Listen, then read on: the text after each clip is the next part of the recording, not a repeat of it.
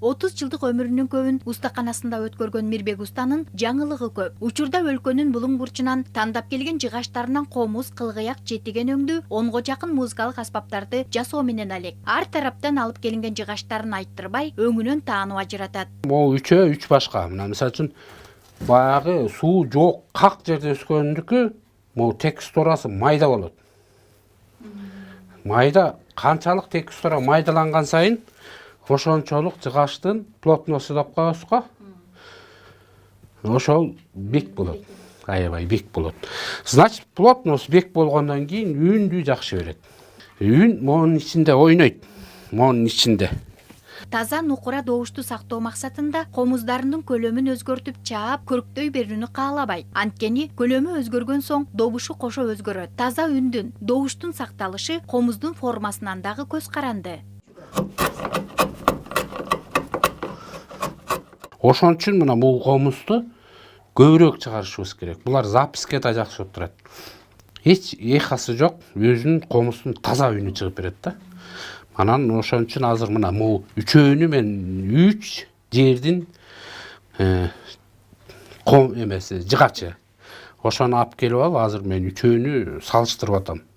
Айтымында бир нукка түшүү алып иштегенди жактырбайт. Ар дайым кызыгуу менен изденүү жолунда. Учурда көөдөнү, башкача айтканда, чарасы чоң, терең оюлган, өзгөчө көлөмдөгү кылгыяктын үстүндө иштеп жатат. Жанагы прима кыяк, альт кыяк деп 4 кылдуу кыяктарды оркестрга салып туруп чертип атышпайбы?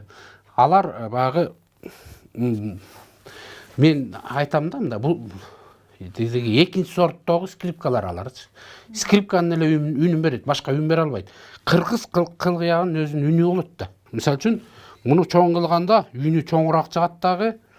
Берки кыяк менен коштосо эки үн болуп жакшы чаабы деген ой менен муну мен азыр жасап атам да. Альт кыяк деп. Бул жаңылыгын азырынча композитор же музыка таануучулар менен чечишип, бир пикирге келелек. Аларды куру сөз айтып, ишендирүү оңойго турбайт. Ошондуктан иш менен көрсөтүү зарыл. Азырынча өзүнүн бул эмгегине болгон ишеними зор, жемишин берет деген ойдо. Уста деген мисалы үчүн мен өзүм музыканттар менен эсептешип турушум керек. Эсептешкен кандай? Диги кандай болуп атат? Менин кемчилигим кандай деп баягы эсептешип туруш керек да. Антип эсептешпесек, мисалы үчүн уста өсө албайт. Или музыканттар айтып туруш керек. Мындай сен мындай кылып атасың, сен дегендей кылып атасың деп. Устанын өнөрканасынан музыкалык аспаптардын түрүн кезиктирүүгө болот. Маселен, комуз, жетиген, кылгыяк, асатаяк, айтор, буйртма кылсаңыз 5ке чейин жасап берет. Биринчи жасаган буюму экинчисине окшошпойт. Ар бир буюму өзүнө жаңы нерсени камтып турат. Учурда белгилүү ансамбльдердин аткаруучулары кармаган музыкалык аспаптар дээрлик Мирбек устанын колунан чыккан. Бул ошонун баарын бир эле момундай столго коюп.